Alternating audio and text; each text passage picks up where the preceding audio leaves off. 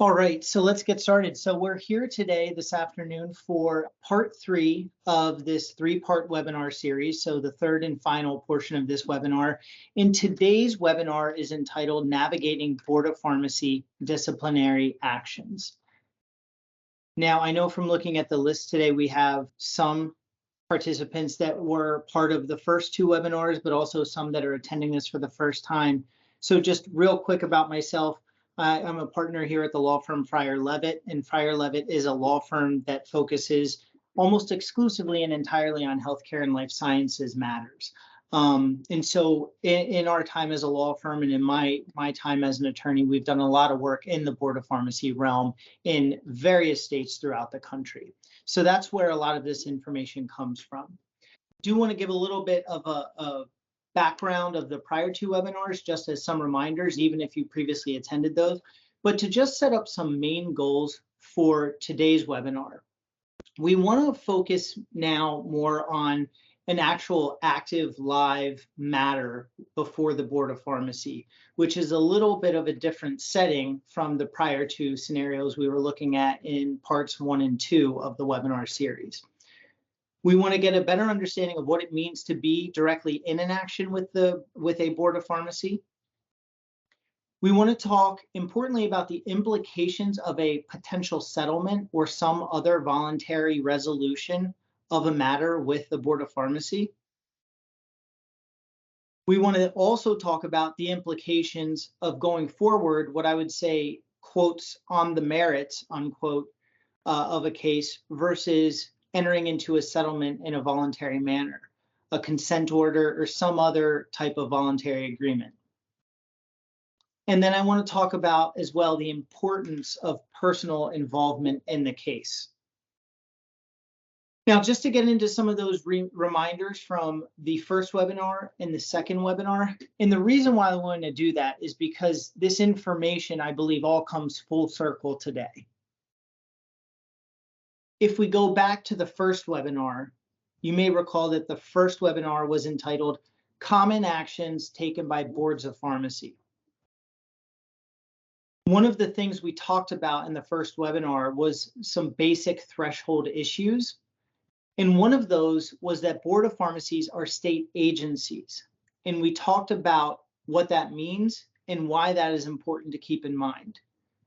We talked about the idea that agencies are granted substantial discretion and deference.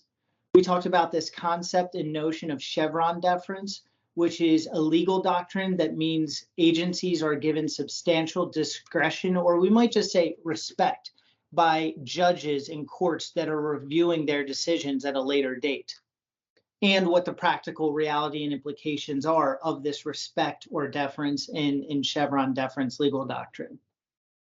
The reason why I said this was important is because once a Board of Pharmacy has acted, the ability to challenge the Board of Pharmacy's action is very limited. The way that this concept comes full circle today is if we look at a hypothetical legal action where you're a party and the other party on the other side of the V, if you will, is the Board of Pharmacy. So John Doe or Jane Doe versus the Board of Pharmacy, or the Board of Pharmacy versus Jane Doe or John Doe. You're now in a setting where the Board of Pharmacy is preparing to take action. And that action, that's what I'm talking about. That's what has an extremely limited ability to be undone. It's going to be granted substantial respect or deference. Actions will typically only be overturned if the action was not supported by substantial evidence, if the action was arbitrary or capricious, whether the board in taking that action went beyond the scope of their power, or they in some way violated a constitutional right. Examples of common actions we talked about: failure to notify or report. That failure to notify or report could be reporting of other disciplinary action, some sort of a change in the pharmacy's operation, but generally speaking, a common action is failure to notify or report something to the board. Another one we talked about that is common, and we continue to see this, I've seen it since giving the first 2 webinars, is a failure to operate, or the flip side of that would be ceasing to engage in the business or operation of pharmacy. And a third common action is the failure to supervise or some sort of inadequate supervision.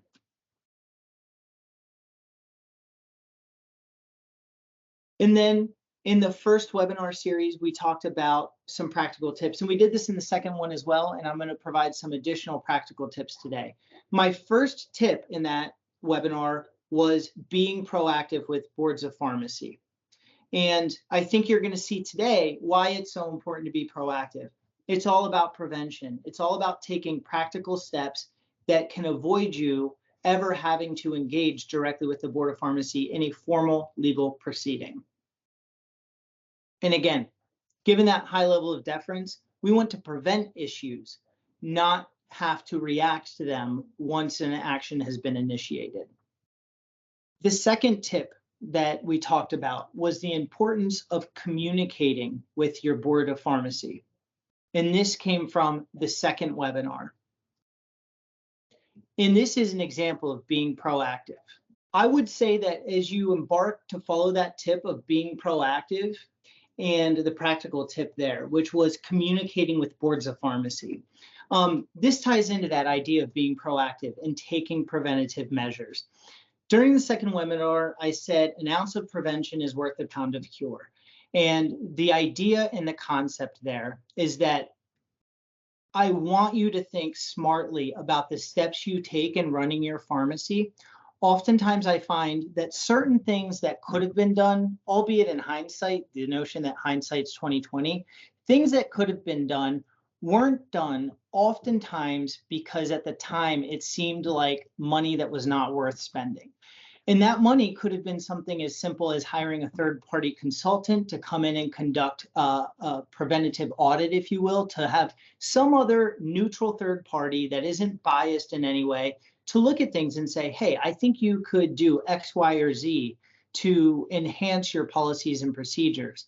I looked at your pharmacy operation, and I think that you need to make sure all of your licenses are publicly posted and easily accessed. You need to have your hours more visible for everyone to see. Those types of little things. These can often go unnoticed, but having someone come in that's a neutral, objective third party and look at things with a fresh set of eyes, you'd be surprised at the number of things they pick up on. Another example, and of course I'm going to advocate this because I am an attorney, but I also think this is very practical advice. Hire an attorney to guide you through these things. The value of having an attorney work alongside you to prevent problems is exponentially greater than having to have an attorney come in to solve a problem. I would also add, it is cheaper. It is cheaper to avoid problems in the first place than to have someone come in and fix a problem. And I do believe that a good, reliable consultant is appropriate, but I also strongly recommend hiring competent, qualified legal counsel to walk you through some of the different issues and potential pitfalls that can be there for individuals who may not be aware of some of the more esoteric laws that face a pharmacy. So it's very important to communicate. An ounce of prevention is worth a pound of cure. And then just some reminders on the basic methods of communication. You can call your boards of pharmacy. You can email them. This is so true. I'm sometimes surprised. I was actually just speaking with someone recently, and I said, oftentimes, if you want to talk to a board of pharmacy or any other agency for that matter that you might do business with, I really encourage people to pick up the phone, because what I have found is that people have gone to an almost exclusively email method of communication. So a lot of times the personnel that works at these agencies, especially boards of pharmacy, they may be inundated with emails, but rarely get phone calls. So sometimes a phone call can be the quickest way to speak with someone and get answers if you have a question, a concern, or an urgent issue that's arisen. I would also add to that, nothing wrong with having a phone call and sending a follow-up email and saying, dear Board of Pharmacy individual, thank you so much for your time earlier today. I really appreciate the opportunity to speak with you and you taking the time to answer my question. If you ask a question that you believe didn't have a clear answer after reviewing applicable rules and regulations, and you get a verbal answer on that, confirm that verbal response in email. That way, from that day forward, you've got a time and date stamped written communication that memorializes that discussion in the information you received. This is not meant to be a gotcha with the Board of Pharmacy. It is simply meant to be something that documents the conversation. And if you find out later that the information that was given to you was not correct or not accurate, it doesn't necessarily function as a get out of jail free card, but at the bare minimum, it would potentially function as what we would call a mitigating factor. And I'm going to talk about the importance of mitigating factors in the context of a litigation or an action with the Board of Pharmacy as we go forward. Keep in mind also frequently asked questions. Most boards of pharmacy put a lot of time and effort into developing their frequently asked questions. The fact that they're frequently asked likely indicates that these are issues that are frequently arising. So there's a lot that can be gained from reviewing those. And they're also updated pretty regularly. So I encourage monitoring those. Finally, don't forget that you can attend most Board of Pharmacy meetings. They're public meetings. Many Board of Pharmacy meetings are now being conducted virtually, so it allows for some ease of attendance. And for those boards that are conducting the meetings exclusively in person, if you're able to make it to one, I would encourage you to do that. It opens up an opportunity to engage directly with the board members. I will tell you from experience, the board meetings that I've attended, the board members are almost always entirely present for those meetings and very approachable after the meetings. It's a good opportunity to introduce yourself, to try and become a familiar face to them. The third tip we talked about in the second webinar was the idea of knowing your Board of Pharmacy's mission or your boards of pharmacy mission if you're licensed in more than one state. This is an example of being proactive, but I also think it really helps to gain an understanding of the perspective that a Board of Pharmacy has when they're interacting with different pharmacies and pharmacy personnel in their function as a Board of Pharmacy with supervisory authority over pharmacies and pharmacists and pharmacy technicians in their state. I would suggest that if you know your Board of Pharmacy's mission and you take the time to read it and then think about it, that should tell you a lot about things you can do internally at your pharmacy to make sure that if a Board of Pharmacy investigator or inspector comes to your pharmacy, that they're going to see some outward examples of, you get it, you understand. They're there to protect the health and well-being of the citizens and residents of their state. They view you as a partner in that mission if you understand that mission. But if you don't understand that mission, then they could view you as a potential concern, risk, or liability. So by understanding the mission, I think you start to shift the narrative into becoming a partner of the Board of Pharmacy, as opposed to just a licensee that is being monitored by the Board of Pharmacy. Knowing that mission also reflects accountability.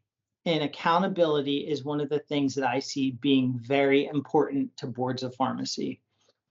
In an example of a prior mission we looked at, Oregon Board of Pharmacy, the Oregon Board of Pharmacy serves to promote and protect public health, safety, and welfare by ensuring high standards in the practice of pharmacy and through effective regulation of the manufacture and distribution of drugs. A couple of things that stand out to me in that mission.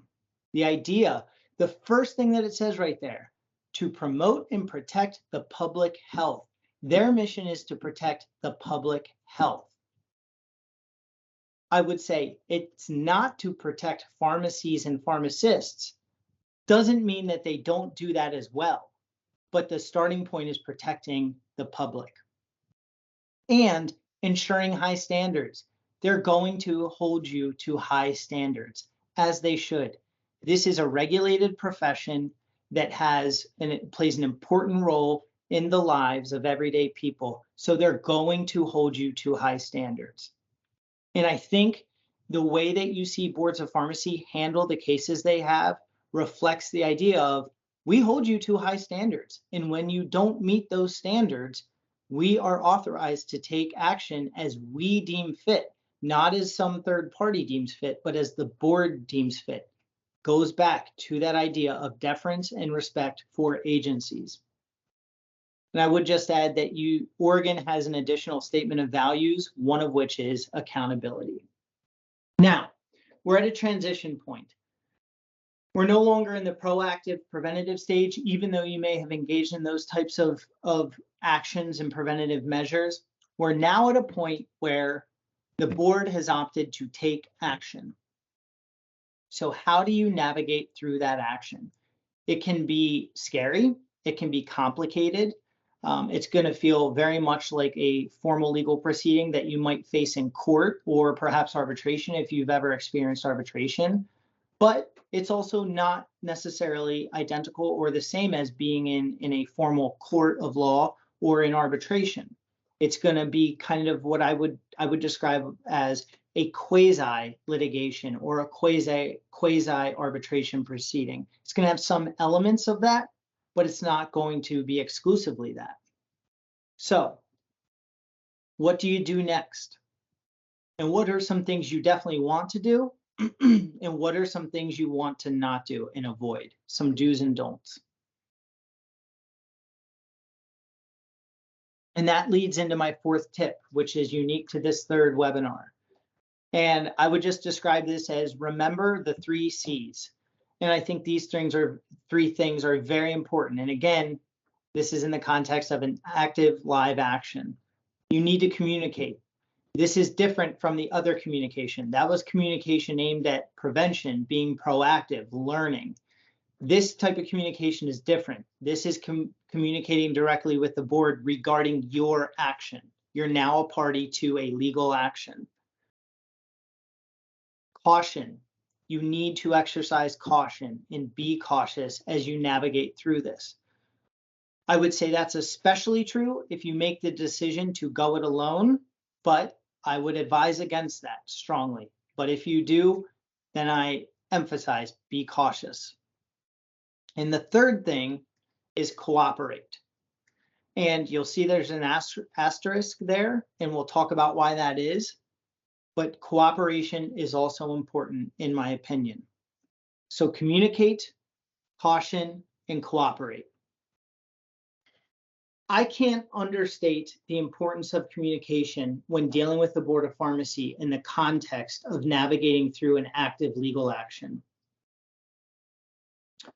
One of the biggest repeat, and I don't know how else to describe it, but one of the biggest repeat mistakes that I see made is, I'm just not going to say anything at all. If I don't respond, they're not going to take action against me, right?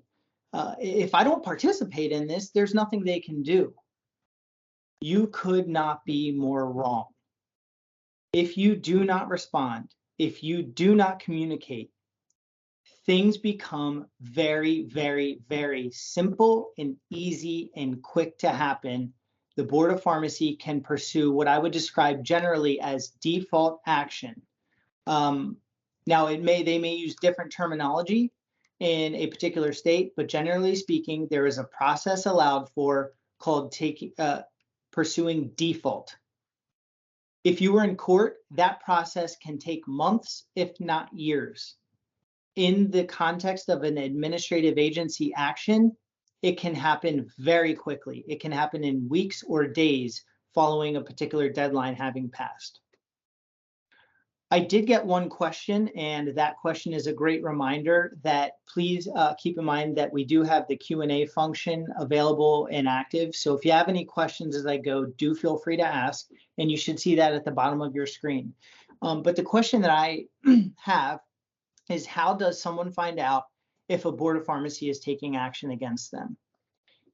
That's really important. How are you going to find out? You will likely receive a formal notice from your Board of Pharmacy, and that will likely be communicated to you in several different ways. You will likely receive a hard copy in the mail, and you will also likely receive a copy electronically via email.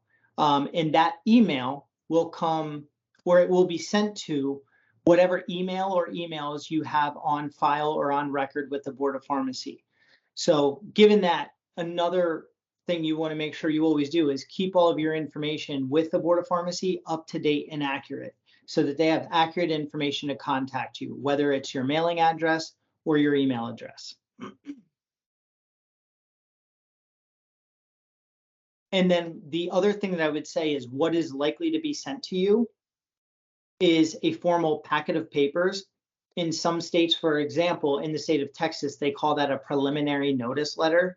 And it's a packet of different types of information. So it might include some documents that they have in their possession that are a part of their case. It's going to include a statement of allegations, and that's a basic summary of the claims against you by the board.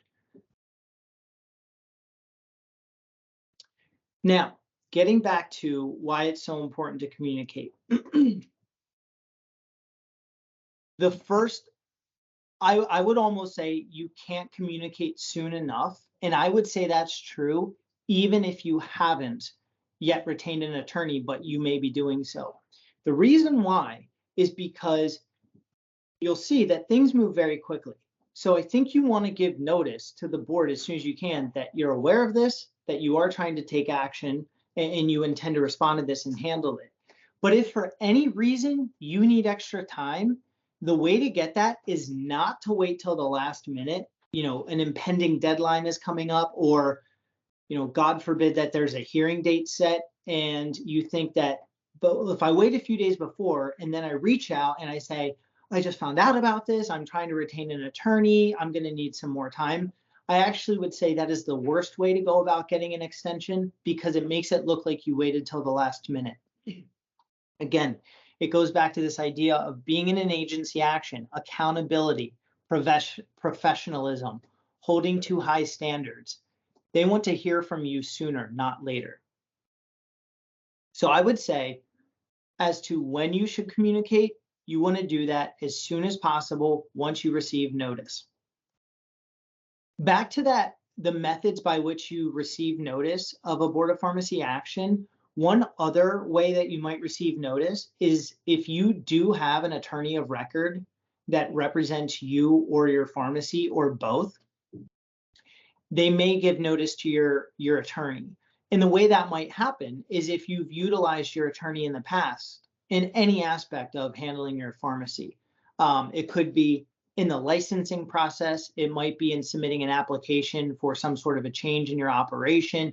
If you've had an attorney represent you in any other capacity with the Board of Pharmacy, they're likely to give notice to your attorney, which I think is a good thing. It's another reason why I do recommend working with legal counsel, because if you have that on record, then in addition to you getting notice, and I should point out that I mean that in addition, you will usually receive notice in addition to the attorney, not necessarily exclusively to the attorney.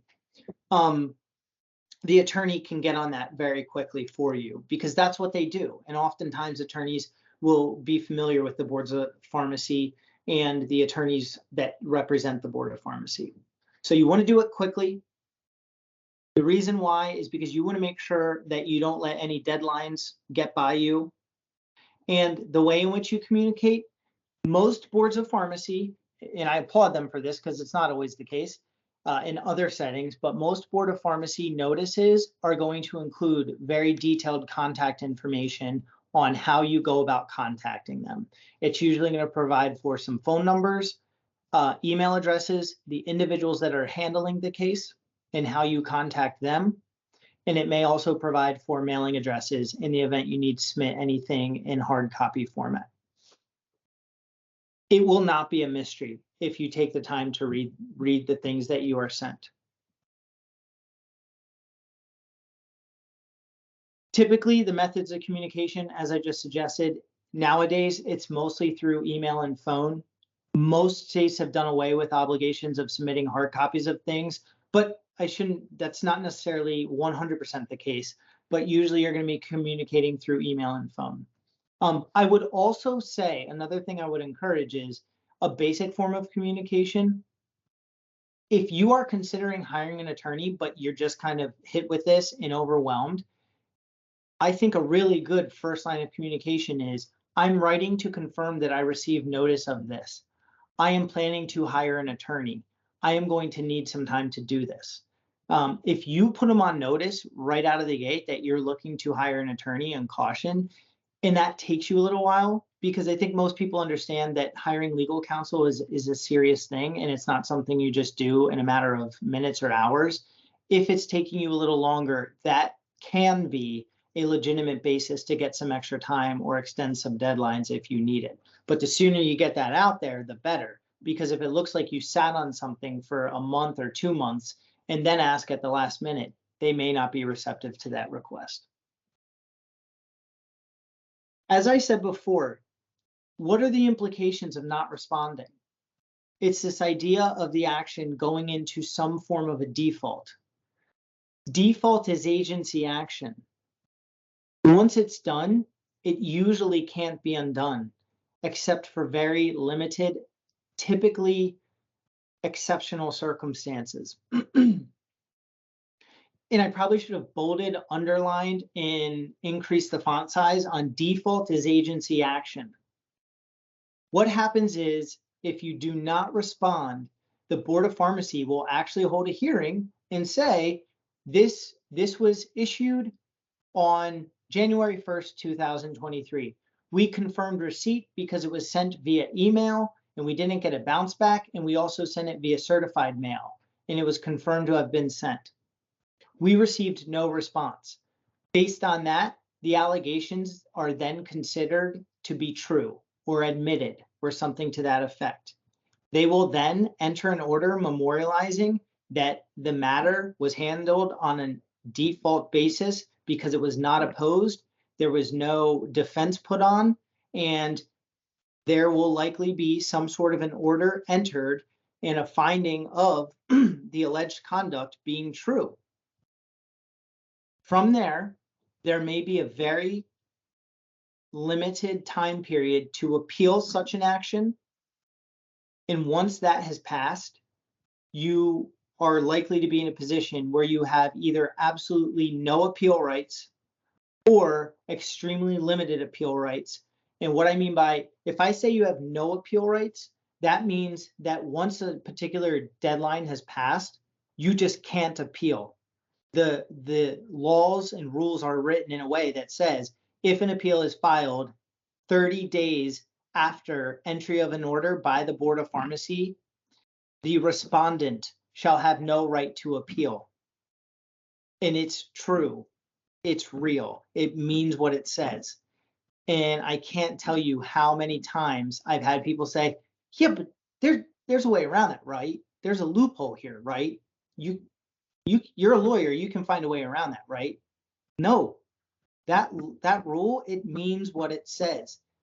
Rules like that are extremely unique, but they are not unique when you're dealing with an agency. Examples, and I know of states that have those rules on the books, and there's more than one. Another variation on that, which I would describe as being limited appeal rights, would be 30 days after an order has been entered by the board, respondent shall have no right to appeal unless one of the enumerated exceptional circumstances can be established. And it might list out 3 enumerated factors. And one might be, can show by a preponderance of the evidence that they never received notice of the action. Well, if you received it and believed that, you know what, I'm just going to hide from this, I'm not going to do anything, if that was the approach you took, you're never going to be able to show by a preponderance of the evidence that you didn't have notice of it. So that's what I mean by extremely limited. They're going to be truly exceptional circumstances that would result in a clear type of prejudice or irreparable harm to you. And it's going to be, I legitimately, through no fault of my own, had no idea or any notice that this action was occurring, and that's the reason why I didn't participate. Setting those types of things aside, you're probably, once the agency has acted in a default setting, probably not going to be able to undo it. The final thing I would say on this point is not responding does not do you any favors. It just does not. These proceedings are very fast moving. And when I say that, this is all relative to other formal court legal proceedings. You may be aware that oftentimes formal legal proceedings, like a case that initiates on a particular day that goes to a full trial before a jury on the merits, depending on the complexity of the case, it could last anywhere from 2, 3, 4, 5 years. I would say that an expedited court proceeding, something that concludes in a year and a half, that's very quick. In agency proceedings, administrative actions, you might see this thing start and conclude within a 3-month or a 6-month or a 9-month period. So they're moving very fast. The appeal rights move very quickly. You might have only 30 days to appeal an order once entered, and that's even if you have participated. I said some rights of appeal are only 60 days. That's a good ballpark figure. I've seen as low as 30, and you might see a little more, but generally speaking, they're very limited. You also have limited time to respond. You're going to have some fast approaching deadlines. Now let's transition away from the importance of communication and talk about the importance of caution. So I want to encourage communication. That's really important. I'm hoping that you make the choice to retain an attorney to do this for you. They're still going to be communicating. They're still going to be exercising caution. Why do you need to be cautious? You need to be really careful about anything that you say or put in writing that could constitute an admission or a concession. And I say this not in the sense of obstruction. I'm not trying to suggest that you want to be, overly concerned about every little word you say. But in this setting, anytime you opt to put something in writing, or I would even say make a verbal communication, you want to keep it more just kind of objective, logistical discussions. Hey, I received notice of this. I'll respond. Those types of things. If you put something in writing, though, that could be perceived as an admission, there's the possibility that it could be used against you. The other ways that you can be cautious. Understanding the standard of review in looking at your case. And I'll get into more detail about that. Understanding what you're going to need to prove or be able to show to overcome the allegations against you. And by overcome them, I mean successfully defend against them. And then also be cautious about the implications of a settlement. There's a lot of misconceptions out there about what a settlement means and what it does not mean. And then again, I know I've said it a lot. The main reason you need to be cautious as well is agency action, deference to agencies. Once things happen, it's very hard to undo them. Now, talking about standards of review, that's something I want to get into a little more detail about. Because we're in the setting of an agency, you're going to be dealing with, in addition to the idea that there's deference to the agencies, we're going to have a more deferential standard of review, or you might describe it as a more simplistic, streamlined standard of review. And this is, so let's go back to the beginning. The Board of Pharmacy is the one taking the action here. And so the burden of proof is on the Board of Pharmacy to prove their case. We're all very familiar with this concept in criminal law. The idea that is the burden on the prosecution to prove their case beyond a reasonable doubt.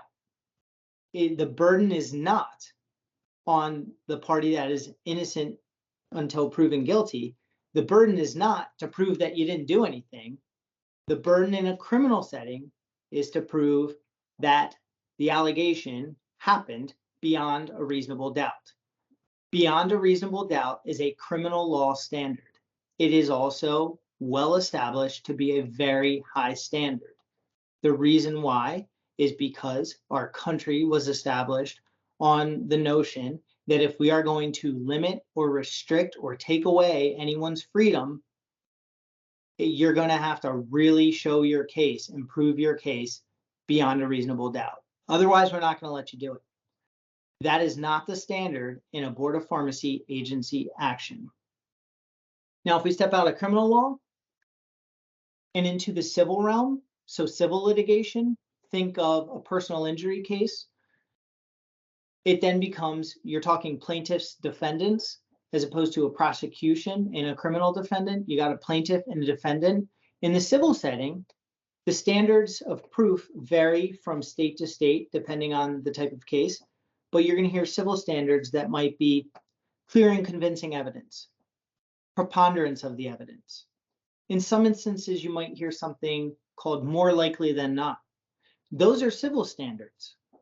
Again, we don't even have those standards when we're dealing with an agency. Now, some state boards of pharmacy, depending on the particular state that you're in, might use something akin to a civil standard. They're not using a criminal standard. They may use something that sounds like a civil standard, or it might even verbatim be the same language as a civil standard. But generally speaking, the standard of proof on a board of pharmacy to prove its case is something more like the more likely than not, or the board of pharmacy needs to show that a rule or regulation was not complied with. And that can kind of be the statement of the standard. So it's really low. The reason I say all that is because there's often a mistaken belief that you are in a criminal proceeding or a quasi-criminal proceeding, that the standard of proof is very high, and it's going to be very difficult for them to prove their case. So I shouldn't settle, and I just need to defend this thing on the merits, and I'm going to win. That's not the case. It doesn't mean you can't successfully defend the case. Just need to know that you're not playing in a criminal law standard, and typically you're not playing in a traditional civil law standard. You're usually dealing with a relaxed standard of proof that is unique to agencies, in this case, the Board of Pharmacy. Now, what do you need to be able to prove, or I should say, what are you going to have to be able to prove or show to overcome the allegations? And when I say overcome the allegations, I am talking about a situation where the ultimate result is a finding that you did nothing wrong, or alternatively, at some point in the case, you're able to present information to the board and the board's attorneys that shows there was no violation of the law. The number one result that I am asked to achieve for my clients is, you can get this thing dismissed, right? Well, yes, I can, and I have on many occasions for my clients. But it's usually a reflection of sifting through the facts in a high level of detail and being able to find something that I would describe as exculpatory evidence or some other type of information that shows the allegation is just not accurate in some way, shape, or form. I will tell you, in the Board of Pharmacy setting, these are usually very detailed and technical issues we're dealing with, so it can take some time. Other times there are true just misunderstandings. You believed X happened, that's not true. An allegation that you temporarily closed the pharmacy and failed to adequately post and apprise the public and your patients that you were temporarily closing, and they weren't aware of the fact that you posted it in 10 different places for whatever reason. But again, that's the idea of exculpatory evidence. You're showing that the allegation is not true.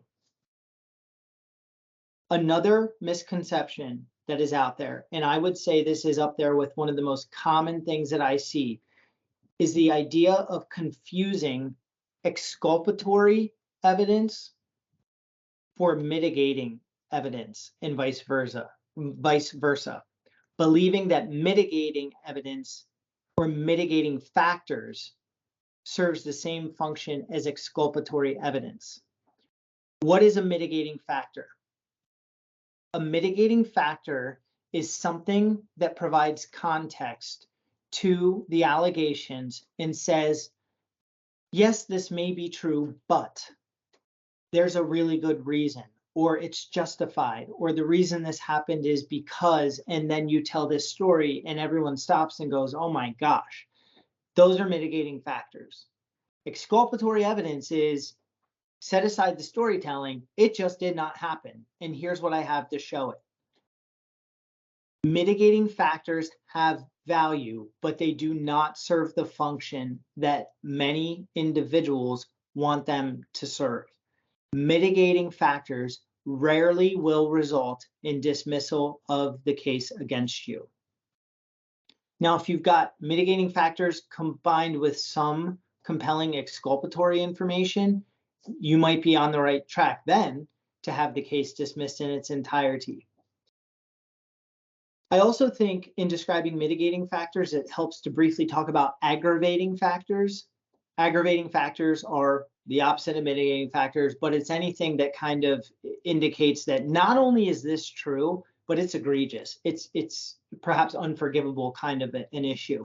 If I were to give an example of an aggregating factor, it would be in the multiple occurrences scenario where the Board of Pharmacy has previously received complaints about an issue at a particular pharmacy, and it's been brought to the pharmacy's attention on multiple occasions. And lo and behold, it's happened a second, third time.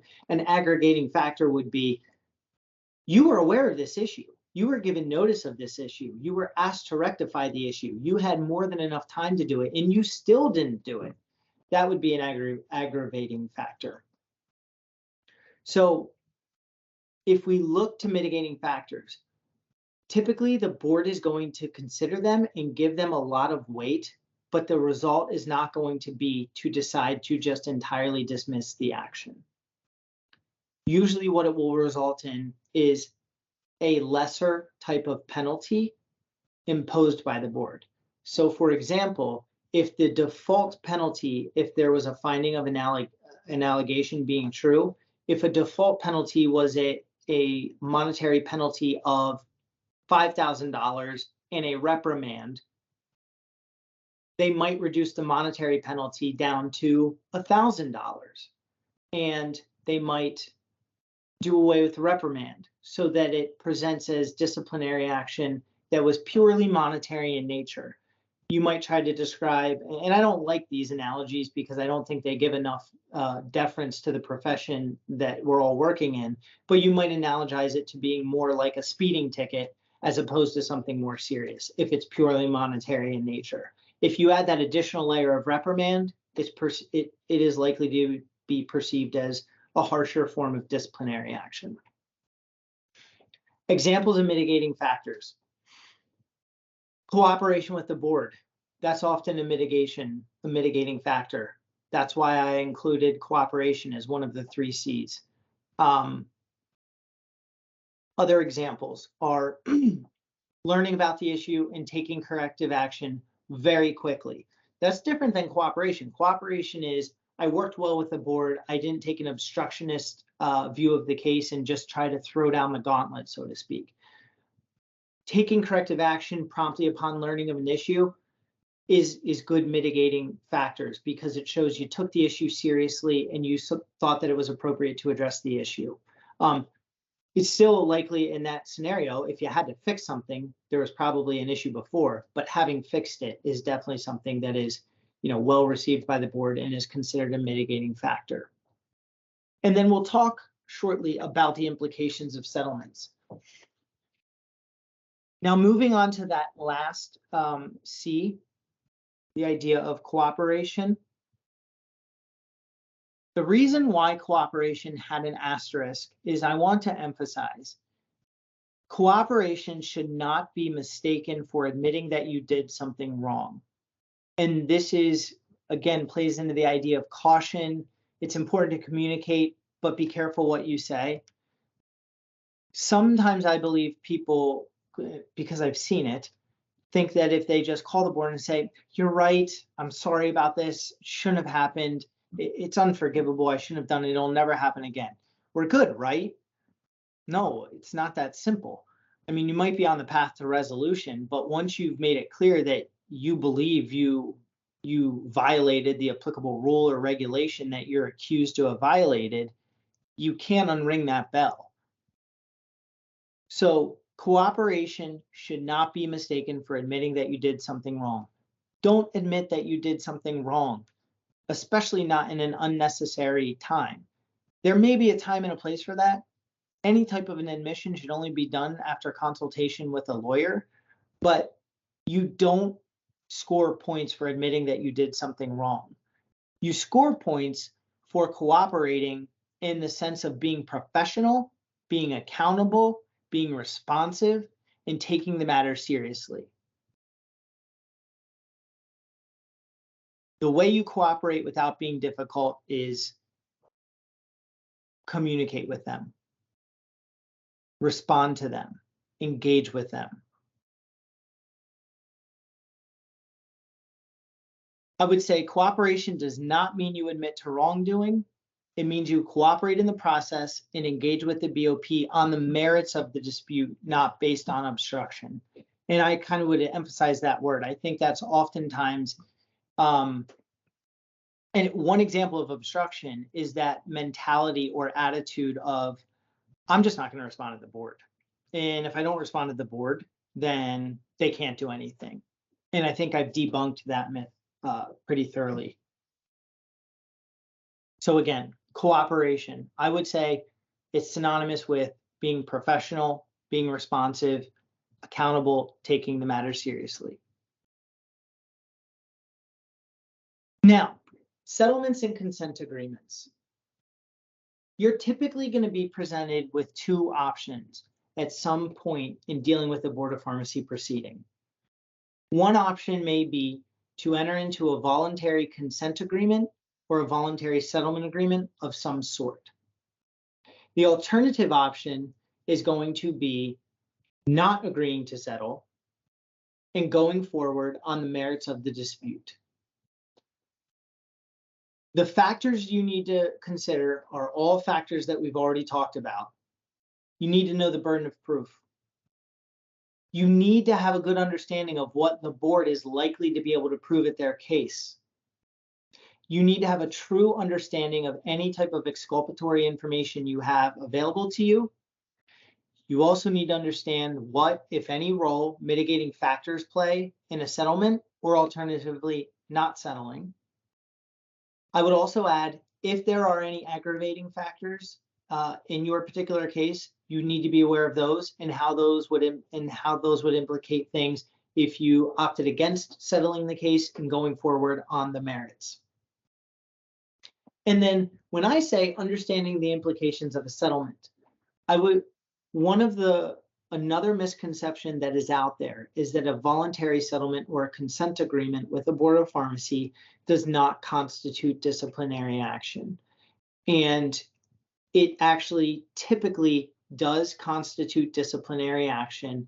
And the implication there is that it will usually need to be reported to any other state boards of pharmacy that you are licensed with.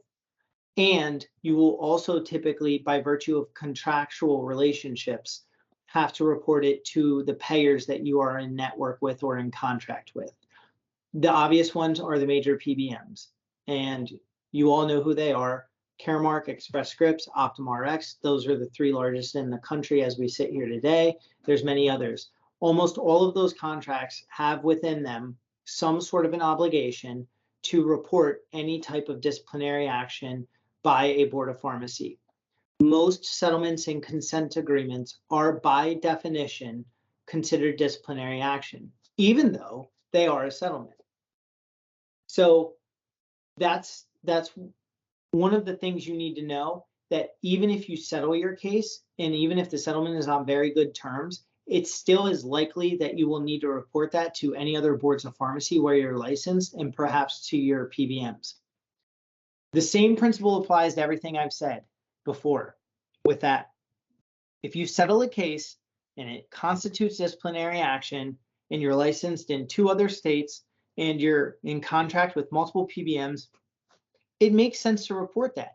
Even if you arguably don't have to, based on an interpretation of the corresponding contract or based on some, definition of what that state describes a settlement agreement as, I always say, if you don't have to report it, you're not likely to get in trouble for reporting it. But if you do have to report it and you don't, and they find out about it, they're likely to take some sort of action. The other great thing about being proactive in making these types of reports, and again, I'm speaking of reporting a settlement or a consent agreement, is that you control the narrative.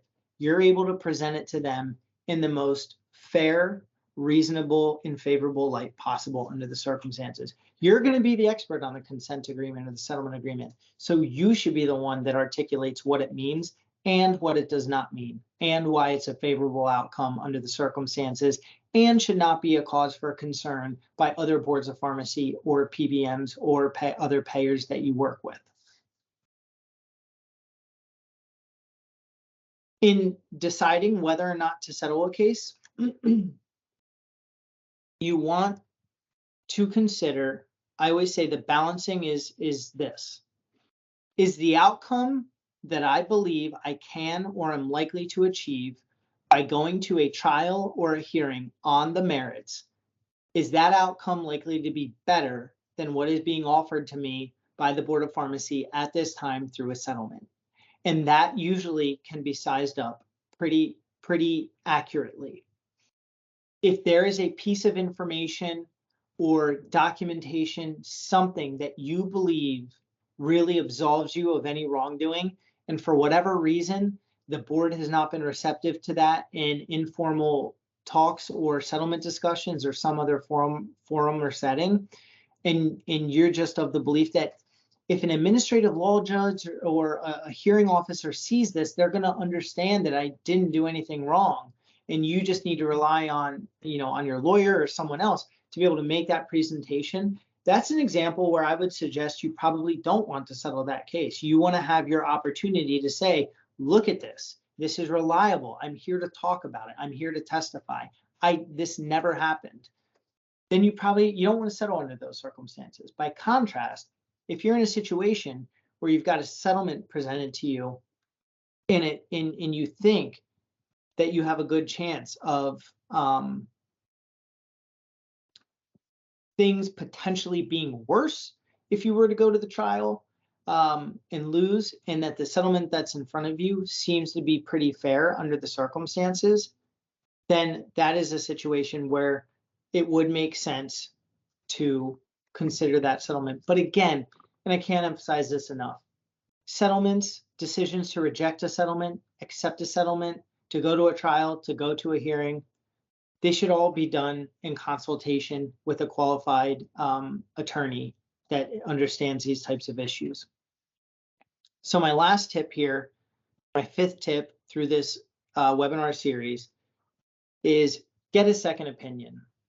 I'm going to suggest that the second opinion that you should be seeking is a qualified second opinion. That's typically in this type of a setting going to be an attorney that's qualified and conversant in the space and the type of action you're dealing with. I would just remind you that, once again, an ounce of prevention is worth a pound of cure. And in the context of deciding to settle a case or not settle a case, you don't want to settle a case and then later learn of some sort of an adverse outcome because of that settlement, and then be like, you know what, on second thought, I don't want this settlement anymore. I want to undo this settlement. That's very hard to do. It's better to get a second opinion before you make a final decision, rather than regret it later and try to undo something that is going to be very difficult, if not impossible, to undo. And so as we wrap up here, I will just go through the one final round of the 5 tips that I've given.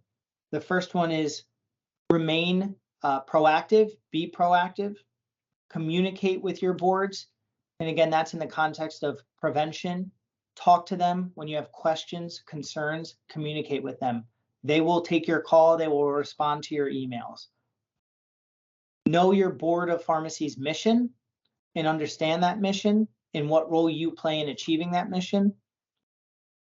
When you have a Board of Pharmacy action, remember the 3 C's: communicate, caution, and cooperate, but be reasonable about the cooperation. And finally, get a second opinion. If you ever need a second opinion, I'm available. I encourage you to reach out to me. I'd love the opportunity to talk to you. I would also say it can be informal. I don't want you to think that just because you call me, you need to formally engage me. I talk to people informally all the time, and I welcome that type of interaction. So if you ever have anything you want to get an opinion on, please reach out to me. I want to thank everyone that did participate in these webinars. It's been a really fun and exciting experience to go through these 3 webinars. I hope that you've all found something of value here. I hope that I do hear from you. So again, please reach out, and I am available. You can email me, you can call me, but thank you to everyone.